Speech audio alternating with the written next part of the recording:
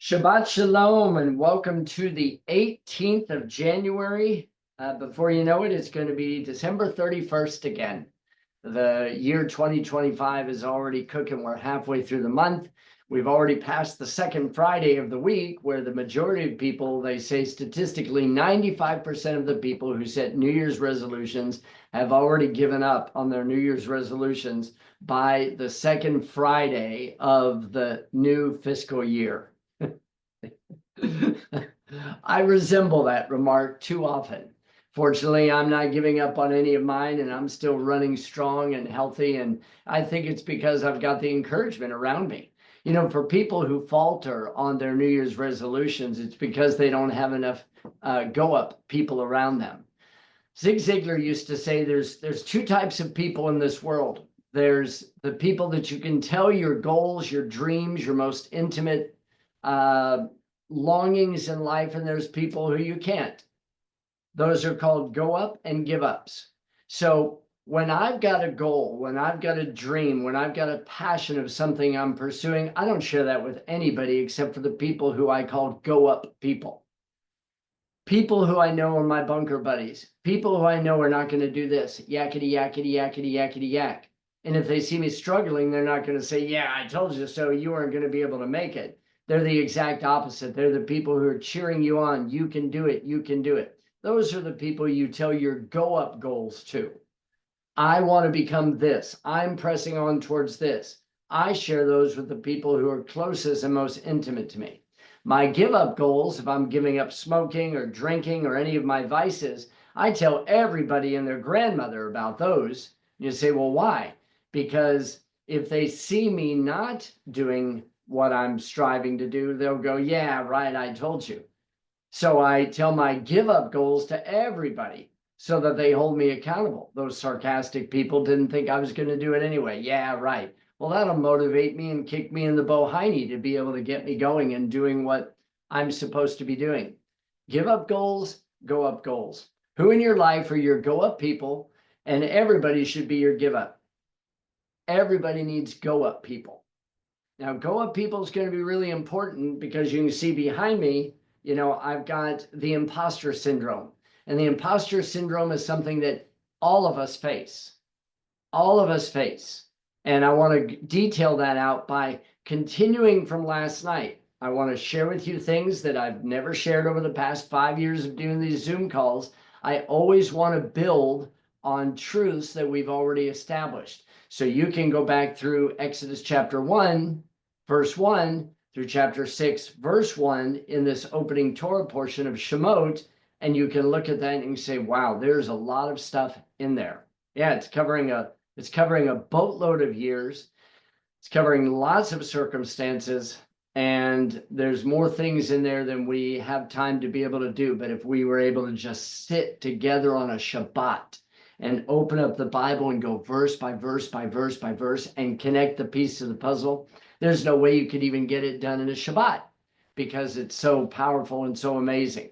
I'm going to have Alyssa read Exodus chapter 3, verses 11 and 12, and then we'll begin our study for the morning. When you're ready, Alyssa.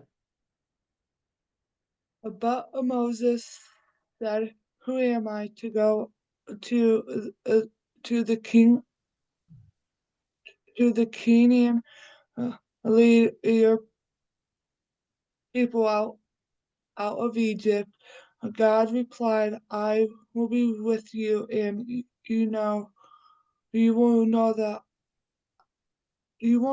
I am the one who sent you when you worship me on the mountain after you have led my people out of Egypt."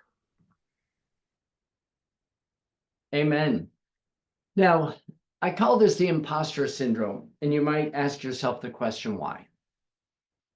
The question is because this is something that every single one of us face. Let me explain.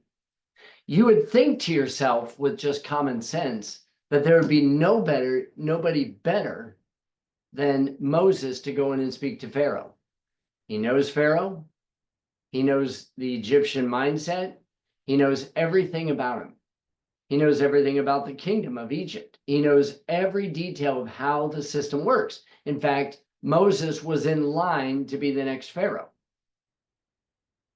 The reality is that Moses is not the next Pharaoh. And there is a Pharaoh that rose up who knew not Joseph. Now, before I get to the imposter syndrome, I want to take you back to chapter 1. If you go back to chapter 1, and you notice here in verse 8, when it says, "Now there arose a new king over Egypt that did not know Joseph." Now, there is some speculation out there that this is the same Pharaoh who knew Joseph. So listen carefully, and listen carefully for your own heart. So there's speculation that that's a completely different Pharaoh. And there's speculation that it's the same Pharaoh.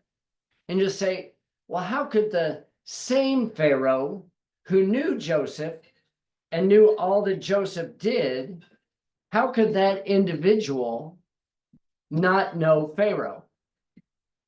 Easy. Let me explain.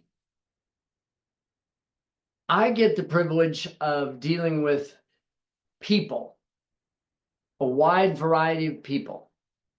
And I'm not shocked to the minimum amount of events in people's lives that they know about God, they're walking with God, but then a specific event takes place in their life. They lose a loved one.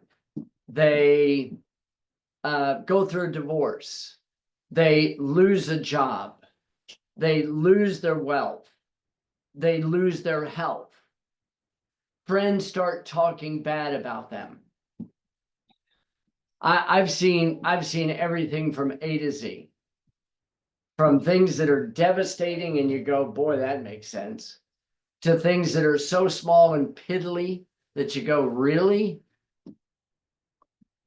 When a person who knows something about God and about his servants, and then an event takes place in their life to where they know not Joseph. To know not Joseph doesn't mean that intellectually I don't know what Joseph did. What it means is that when I don't know Joseph, I'm not walking in the path that Joseph laid out, a path that redirects me towards the Lord. So whether it's the same Pharaoh or whether it's a completely different Pharaoh, everybody knew who Joseph was. Everybody knew who Joseph was. But to know who Joseph was, to walk in the ways of Joseph, to recognize from Genesis chapter 39, the Lord is with him, the Lord is with him, the Lord was with him, the Lord was with him. To know that he was the master of dreams, to know that he is the suffering servant, to know that he was the savior to the world, to know all the things that he did, the one who was rejected by his brothers, who did everything diligently using wisdom to bring his family back together again. Everybody knew the story of Joseph. But the Pharaoh rose up who did not know Joseph.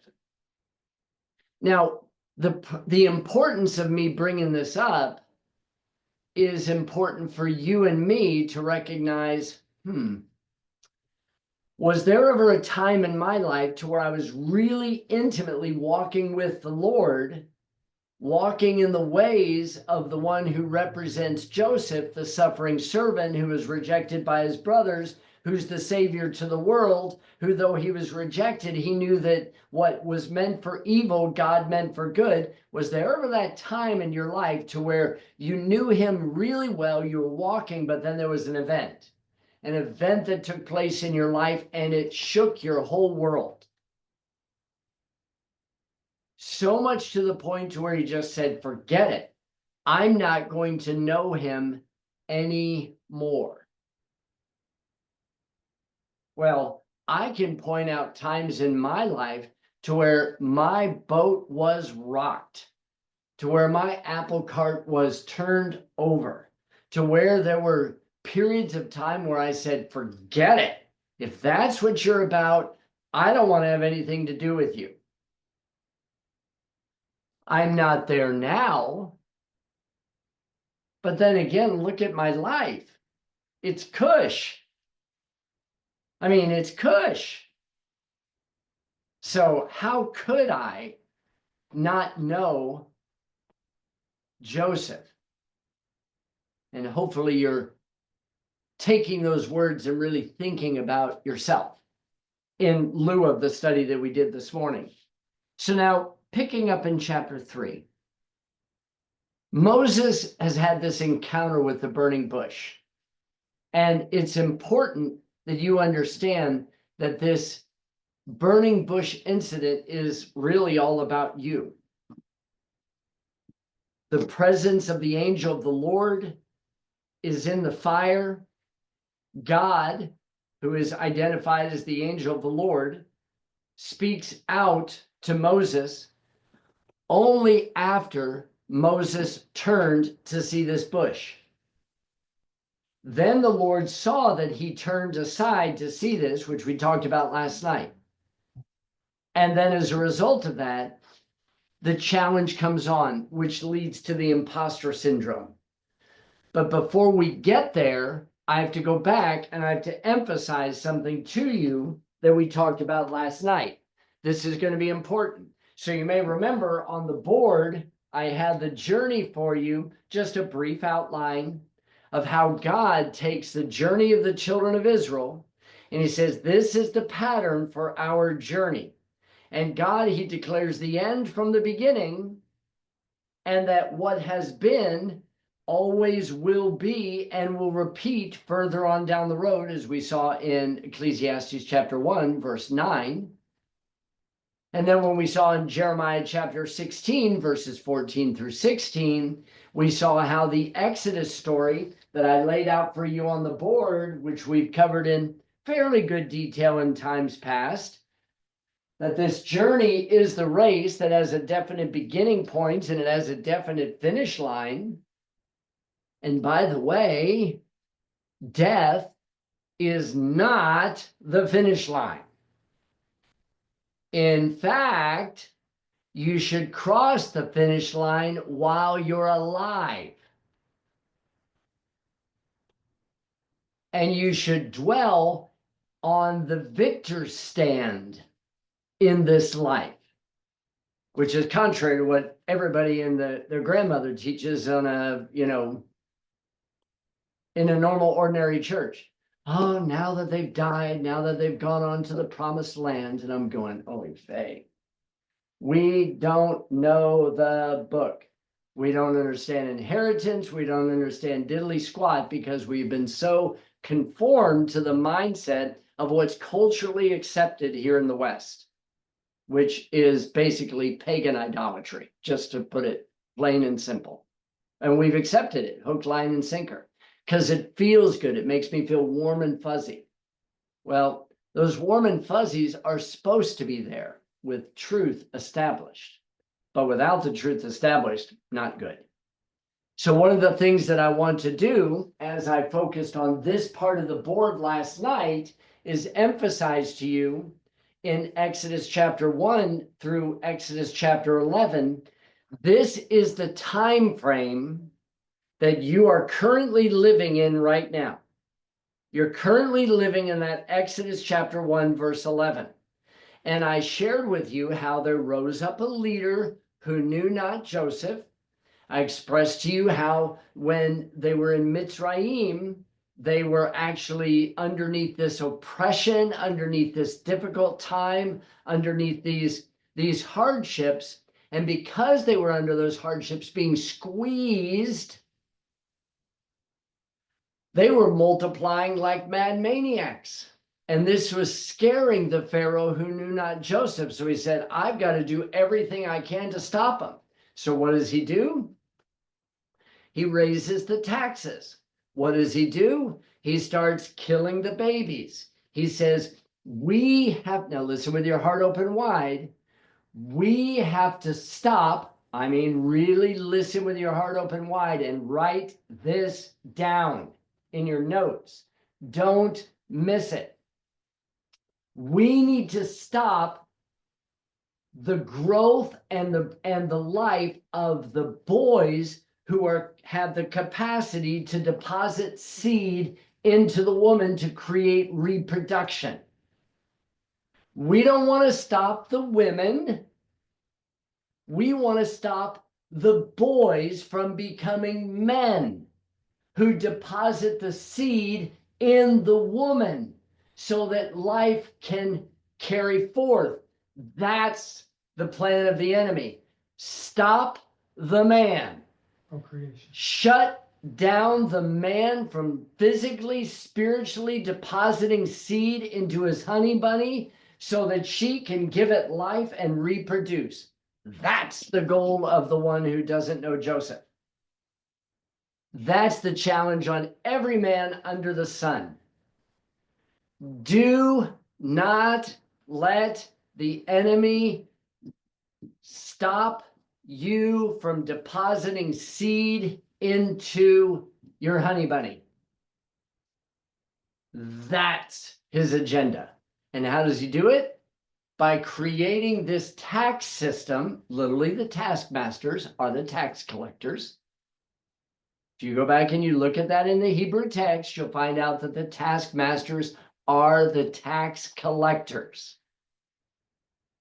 And you go, oh, well, no wonder we're being taxed for everything. When you are stressed to the max financially, do you know what ends up happening?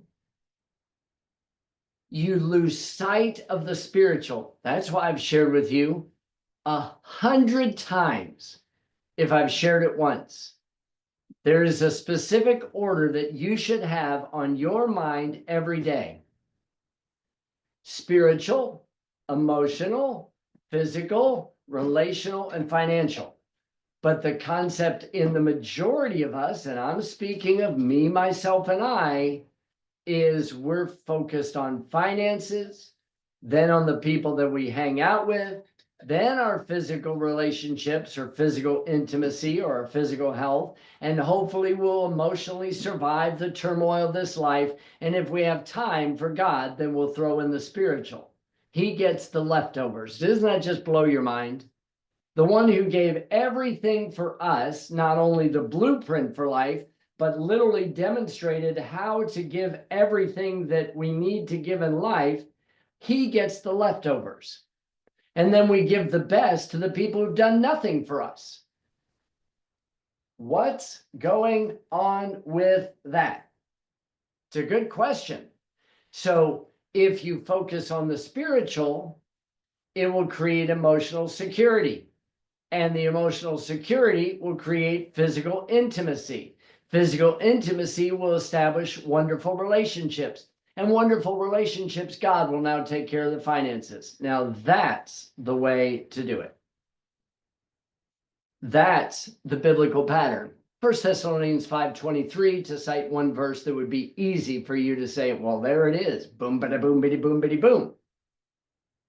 It's right there. But we miss it because the Pharaoh who knows not Joseph is creating a financial system that's taxing the hound out of us, that's making me stress about everything under the sun. But if I prioritize box and shelve, as we talked about before the recording, if I box and shelve and focus in on the spiritual first, then the emotional, then the physical, then the relational, then the financial will all come into place, then the financial gobbledygook of this world is not going to override me. Now listen carefully with your heart open in the deepest way. During this time frame of Exodus chapter 1, verse 1 through chapter 11 that you are currently in, God's looking for people who are going to stand up and rebel against the system. He's looking for individuals who are going to be midwives. I'm not talking about just, okay, I'm a rebel. I'm a rebel. No, that's stupid. You can't beat the government. Sorry, it's not going to happen. Get a group of people together. You're not going to defeat the government. They're powerful. They got money. They can, I mean, right now they're listening to everything that I'm saying. It's recording, you know, everything that you can imagine. Okay, whoop-de-doo. Because if they put me in jail, which I've had a dream that I was put into a FEMA camp one time, and I remember that, and it was colorful and it was vibrant, and I was put into this FEMA camp, and I thought to myself, oh no, I'm in a FEMA camp. And then God says to me, wait a minute, what are you so upset about? You've got a captive audience. You've got tens of thousands of people right here. What are you doing? And I said, well, I'm not complaining anymore. I don't know what the future holds, but I'll tell you what, if I get the privilege of being a Shipra or a Pua, the two midwives, and I can make sure that boys become men so that they can deposit seed into the lives of their honey bunny and reproduce over and over and over again, I'm going to do it. Contrary to the Pharaoh who doesn't know. See, God's looking for individuals who are going to be midwives, who are going to help birth individuals, birth boys. See, the enemy doesn't care about the women. Now, by the way, let me just express something to you. Let me help you understand why pornography is such a huge issue. And I'm going to share with you something that should blow your mind. I'm going to tell you why it's such a big issue. And I'm going to tell you why sexual perversion and all that kind of stuff is such a big issue. It's a huge issue. It's just how it is. You can't deny it. You may not be affected by it, but you can't deny it. It's huge. So I'm going to express to you something. Hopefully this is going to change your mind. I deal with lots and lots of boys and girls and men and women, and I talk to lots and lots of people. And if there's a particular issue that is with boys more than it is with girls, but the girls are catching up real quick, it is this idea of pornography.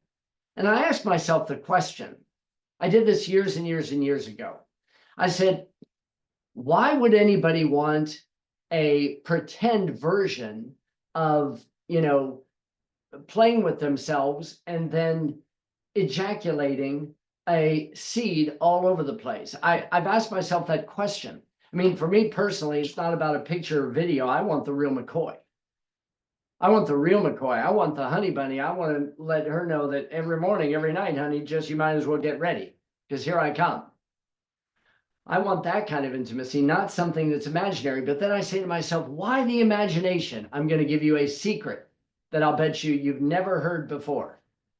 I'll bet you've never heard it before. But I'm going to give you a secret that's going to help you understand. This is an inversion. It's an inversion. When I run across individuals who have a difficult time with the perversion of pornography, and it is a perversion, then I can tell you it's a substitute that what God is doing in that person is he's saying your degree of your longing for pornography is your desire to actually physically deposit the spiritual seed into the lives of other people. And so what we're doing is we're substituting a behavior for the spiritual behavior that we're not doing. So if I have a cup, a big Slurpee cup, 64 ounce, that's this big and it's filled with, or a 128 ounce Slurpee cup, or a 256 ounce Slurpee cup, you just identify the size of your Slurpee cup. Or because Word Faith Works, your smoothie cup, because those Slurpee cups, those are not good. So you take that and you say, this represents my level of addiction. That level of addiction is actually the replacement for the level of productivity and fruitfulness that God has designed for you. Guarantee it. Guarantee it. 100%. The reason why guys in particular go for this is because the hurts and the pains in their lives and the insecurity that they feel about their ability to influence and deposit seed into their honey bunny or into society. And with the pornography, we have the ability to control, and we're in love and it feels so good, and I'm controlling her and she loves me and look at her eyes and blah, blah, blah, blah, blah, blah, blah, blah, blah. That's why for me personally, I choose not to be there. That's my choice. I want the real McCoy. not something that's going to be artificial. And so I know, now let me just state this, if I was in that position, which I am not in that position, then what I can tell you is this. I would recognize, oh, my stars. That really is the desire in my physical for the spiritual to do that. So what I need to do is I need to get my tool bag. I need to get my tools, and I need to start making sure that I've got the proper tools so that I can start depositing the seed, Luke chapter 8, verse 11, the word of God into the lives of other people so that the bride can actually reproduce further and further and further. See, God in this Exodus chapter 1, verse 11 time frame is looking for individuals who are going to help the boys grow up to become men so that they can deposit the seed so they can reproduce. Do you see how the enemy attacks? It's mind-boggling. Absolutely mind-boggling. That's why Luke chapter 8, verse 11, you should never forget that. And any time that the seed is spilt, this is why even when a man and a honey bunny are together in intimacy and they have both reached climax, that the seed that is spilt, okay, that couple is now unclean. See, everything in the physical is a spiritual picture. If I'm wasting the seed, here it is. Then I become unclean, just fragmented, not sin. Having honey bunny intimacy time is not sin. Okay, so now I wanted to point that out to you. Now I also want to point out to you this. So look at chapter 2, and then notice here in verse 11. This is also something that God's looking for. I need to get this through my head. This is what I wrote to you about this morning without writing it to you in this morning. Here's Moses in verse 11. Comes to pass in those days when Moses was grown, that he went out to his brethren, and he looked on their burdens, and he spied an Egyptian smiting a Hebrew, one of his brethren. And this is actually going to be a Torah law that's referenced later on. And he looked this way and that way, and when he saw that there was no man, he slew the Egyptian and hid him in the sand. Now, I'm going to tell you what this did not say. Now, everybody and their grandmother is going to tell you that what was said was, here's Moses. He sees an Egyptian beating a Hebrew slave, as though they're back behind the shed all by themselves. And he looks to the left and he looks to the right and he goes, okay, nobody's looking. So now I'm going to kill that Egyptian and I'm going to bury him in the sand. It's not what happened. That is not what happened. In fact, if we look at the text clearly, what Moses is doing is Moses is now grown up. Do you notice that the emphasis is Moses is grown up? He sees life from a perspective. Instead of him trying to do everything, he's waiting for the other brothers of the Hebrew to be able to step in and do something. Hey, boys, this is one Egyptian taskmaster. Are you going to sit back and let him do that to your brother? Are you kidding me? And Moses looks to the left. He looks to the right. He doesn't see anybody doing anything. And he goes, now, if you boys aren't going to do anything about it, I'm going to do something about it. That's what's going on with Moses. That's what God's looking for in these days. He's looking for individuals who are grown up, who instead of running and solving everybody's problems,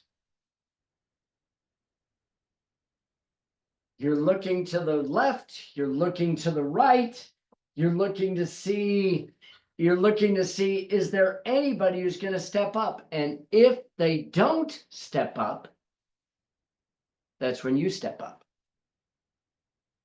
And you got to do something about it.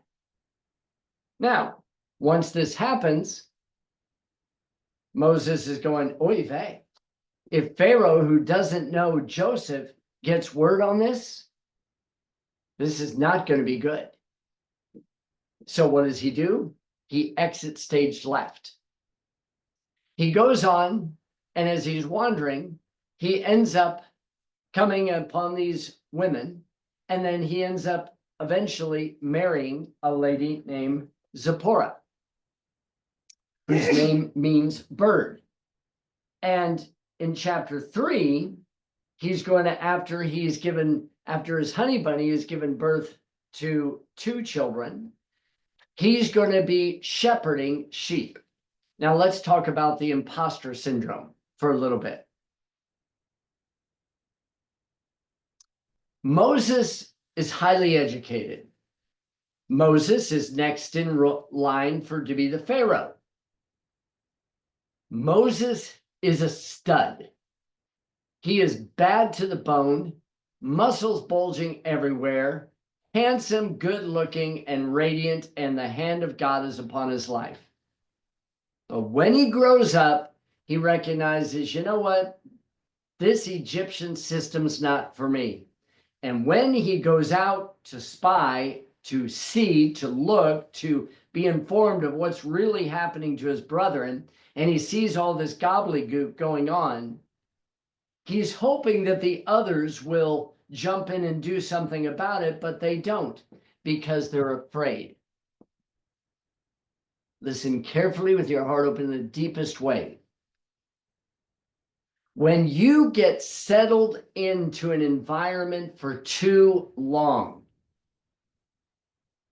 then what happens is you become like the environment. The environment continues to keep weighing on you, weighing on you, and weighing on you, and you become like your environment. And this is what's happened to the children of Israel. They have settled in the land of Egypt. They've been given a piece of land. They're still working in Egypt, but instead of going back to the land of Canaan, they've stayed in Egypt. And though there was a lot of pressure upon them, they were multiplying. And no matter what the Pharaoh did, he couldn't stop them from multiplying. And because he couldn't stop them from multiplying, he says, well, we got to stop somehow. So then what he does is he creates all of this unnecessary paperwork. And every day when they were building bricks, not using stone, building man-made objects, Pharaoh says, okay, stop having them.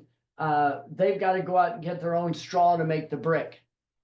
And so then all the work that they did every day, history tells us that if they built up so much that Pharaoh and his staff would come and they would destroy everything they built. And then they would rebuild the next day, and then it would be destroyed. It'd be like you being told to go dig a hole 10 feet tall, and at the end of the day, you're told to fill in the hole. And you go, then why'd you have me dig the hole? Listen carefully, really, really carefully. This is the mindset you need to have to survive Exodus chapter 1 through chapter 11 in order to be prepared for the greater Exodus. You need to understand that the powers that be are going to get you to focus your attention on the things that are fruitless and worthless waste of time. Facebook, Twitter, all the different things that we occupy our time with, it's a bloomin' waste of your time. It's fruitless.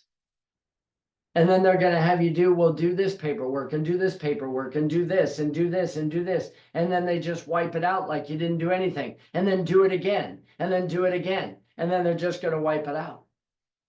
You need to understand the mindset of the Pharaoh who doesn't know Joseph. If we can discourage the people from doing things that are productive, and we can get them to waste their energies, and what Pharaoh did was he separated the men from the women. So he left the women in Goshen and he kept the men there in Egypt. Okay, Egypt is part of Goshen, part of Egypt, but in a place where they were separated from the women. You know why? Because when you separate a husband and a wife, two things that are brought together, Boomity, boomity, boomity, boomity, boom. This is not good. It's not good. Grab it, listen, hear it. It's not good. And this was Pharaoh's attack. Pharaoh goes, okay, these guys are reproducing like literally it says in the Hebrew text, it says they're like crickets, and they're like little creepy crawly things all over the ground. They're like insects. They're just multiplying like crazy. How can we do it? I know what we'll do. We'll separate husband and wife. The wives are over here and the men are over here, and the two aren't spending the time together. So you know what the women would do? Now, this is history. What the women would do is they would pack a lunch, and then they would go in the evening time, and they would have a picnic with their honey bunny. They would do the hoochie coo PG-13, and the women would go back. And then they would keep bearing children. And everything that Pharaoh was trying to do, the women would go, we're not going to let that happen. You see, the attack's been this way from the beginning. It's been this way from the beginning. Separate the honey bunnies. Get them so busy, preoccupied with things that they don't prioritize spiritual, emotional, physical, relational, and financial in that order. But I got to take care of this, got to take care of that, got to reversed. So in this story, we find that the emphasis is there, and it's powerful, and it's a force, and the enemy's not going to stop. It's here now. But if you think this is rough, wait till halfway through Trump's administration, when things have become so easy that you have become so sedentary and so passive in your faith that you've just become a part of the environment. And then when the squeezy gets on, you're going to go, oy vey, I can't even help my brother out. I can't even defend my brother, because you're going to be afraid of a tax master, a tax collector. Now, I'm sure your mind's thinking right about now, which is good. So now let's take a look at chapter 3, verse 11 and 12. So now what God does is he says to Moses, who's now had a burning bush encounter, which we talked about this much last night. So he's had this burning bush encounter. And in relationship to this, God's now asking him to do something. And I want you to pay close attention. Verse 11, and Moses said to God, who am I that I should go to Pharaoh and that I should bring forth the children of Israel out of Egypt? Here I am. I'm telling you, here's Alan Lee. This is Alan Lee. That's why you should pray for me every blooming day. If I cross your mind, please pray for me. Please pray for me that I won't be a coward. I was a coward once in my life. I refuse to be a coward again, but I need people praying for me. I need you to pray for me, that I would not say, well, who am I? See, Moses went from being this somebody in Egypt to being a shepherd. I'm a shepherd. Who am I? I'm not qualified to do this, God. I just can't. Who am I? And God says to him, here's the most important thing for you. Here's the token that I'm going to be with you. You're right. You can't do it on your own. I'm going to be with you. And this should be the token unto you that you know that I've sent you. Now pay close attention, because this is like so very, very, very, very, very, very important. I need to understand this truth. You say, well, God said he was going to be with him. But how is he really going to know that he was going to be with him? He said, because you're going to bring, you remember this mountain that you're having this burning bush experience with? You're going to go back and you're going to help other people get to this place. That's what he says in verse 12. And this shall be a token unto you that I've sent you. When you have brought forth the people out of Egypt, you shall serve God upon this mountain. Do you know one of the reasons? Listen very carefully to your heart open in the deepest way. I mean, I'm putting it on you this morning to really think. Do you know one of the reasons, one of the major reasons, if not the reason why most people struggle in their daily walk with the Lord is because they never get to Mount Sinai. They never get to the value of the Torah. They never get to the value of the law of Moses, which we're commanded to remember in Malachi chapter 4, verse 4 in the last days. We have done away with it. We've disregarded with the foundation. We've disregarded the word, the seed. We've disregarded it. We don't even know it. And it's not that hard to learn. Oh, yes, it's deep and wide. But I'm telling you, it's not difficult. It's not burdensome. 1 John chapter 5, verse 3. So why do we hear that it is? It's part of the enemy's plan to destroy the men from keeping them from depositing seed into the woman who will bring forth life. So in the midst of this time frame, Exodus chapter 1 through 11, God says, here's how you're going to know that I'm with you and that I sent you, because you're going to take, now listen very carefully, you're going to take your personal experience where you don't feel qualified. And I'm going to help you understand that I'm going to be with you, and you're going to go back and you're going to go to Pharaoh and you're going to say, let my people go. And eventually, a year from now, you're going to bring this people out, but it's going to take a while. And then 50 days after you apply the blood of the lamb, I'm going to bring you to Mount Sinai, according to the pattern of the Moedim. Passover, unleavened bread, first fruit, Pentecost, trumpets, atonement, and Sukkot. That exact pattern, Moses, you're going to bring the people back to this mountain. Exodus chapter 19 is when it becomes. And you'll say, okay, so what was Moses doing in between now and Mount Sinai? He was having to rely upon the promise that God was with him. On an event that hasn't yet taken place, he was going to have to walk out that event. And those events, in confronting Pharaoh and throwing down a staff and sticking his hand in his chest and pulling it out and becoming leprous, taking water and pouring it out and it becoming blood.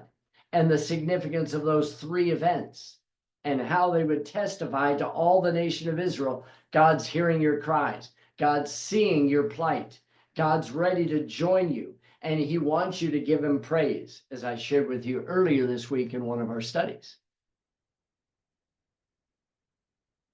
The problem that I face, and I face this every day, this is no exception to the rule. There's days that I just want to throw my hands up. I'm not joking. And there's days that I say, I'm not qualified. I'm not joking. But I know he wakes me up in the morning, and when he does, whoever I am on that day, he's going to use me for who I am, and he's going to be with me. And I have to keep that promise. And do you know, according to Luke chapter 22, verse 31 and 32, you remember the story that I've shared with you 100 times if I've shared it with you once, literally. Peter said, I'll never deny you. Yeshua says, yes, you will. Peter goes, no, I'll go to the death with you. No, you won't. You're going to fail me. And by the time the cock has crowed twice, you will have denied me 3 times, but you're going to turn back around and you're going to help others through it. This is Luke chapter 22, verse 31 and 32 with Moses. Moses, you're feeling like a failure. You are next in line to be Pharaoh, but all you are is a little shepherd. You're exactly the man I need. You're the one who turned to see something extraordinary out of an event that was ordinary. You were looking to see the bush that was burning. You understand that the thorn bush, that's what Sinai means, the word that's a play off on the word of Sinai. You know what this thorn bush is. It's the presence of God in your life with the experience of the thorns are still there and the thorns are not being consumed, as I shared with you yesterday morning. If you didn't read that, I'd encourage you to go back and really read that and think about your own life and take the time to journal and write down those thoughts and say, this is the struggle that I have in my life. I love it when the presence of God is manifest, but in my life, I've got these thorns. And these thorns, they're real and they're not being consumed by the presence of the Almighty, the Most High, the angel of the Lord, God in his presence of being a consuming fire. They're still there. This is what Moses is experiencing. He says, don't worry about Moses. I'm going to take you for who you are, and you're going to go in and you're going to talk to Pharaoh. And you know what I'm going to do? Now listen very carefully. When you get on your high horse and get ready to go giddy up, giddy up, giddy up, giddy up and go, you know what God's going to do? He's going to provide for you and Aaron.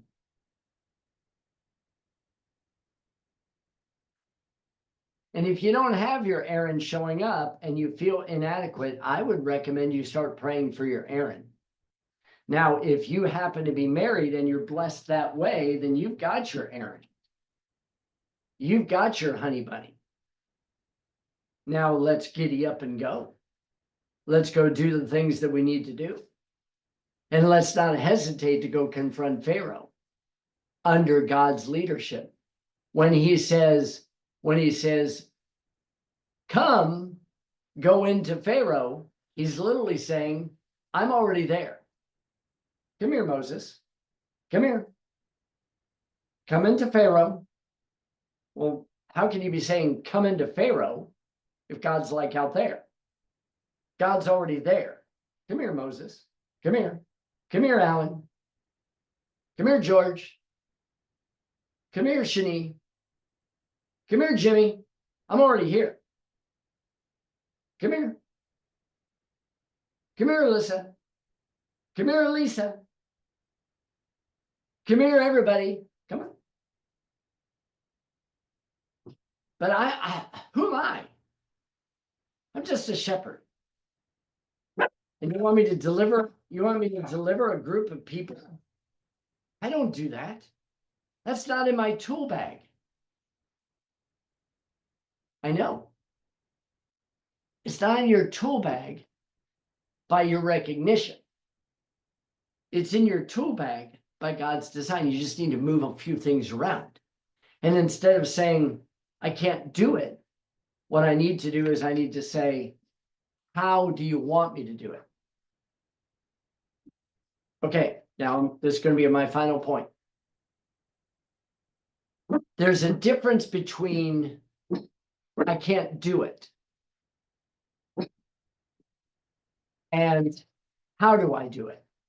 See, how do I do it is I need your wisdom. I know what you asked me to do and I feel completely inadequate. But if you tell me to do it, I'll do it. But how? This is James chapter 1, verse 5. If any man lacks wisdom, let him ask of God, who gives to all men liberally, and he holds nothing back. But let him ask in faith, nothing wavering. For he that wavers is like a wave of the sea that's driven and tossed. We all have things that we need to do. The task that God's calling me to do is not the task that God's calling George to do. The task that George is being called to do is not the task that Lisa is being called to do. The task that Lisa is being called to do is not what Suzanne's being called to do. And we can go and we can take the whole body of Christ, but collectively, we're all being called to do the same thing. We're all being called collectively to do the exact same thing. To spread the good news, to expand the kingdom of God, to deposit seed into those individuals that are going to bring forth life, to be an encouragement, strengthen, to pray for one another, to support one another. And though I can tell you honestly, I feel inadequate, a bunch. And I have to say, there are times that I'm scared to death, and I'm probably scared to death right now, even at this stage of the game, to do what it is that God's calling me to do. What if I don't have enough money? How am I going to do it? What if I don't have this? How am I going to do it? What if I don't have a honey bunny to support me? What am I going to do? What do I have here? What if I don't?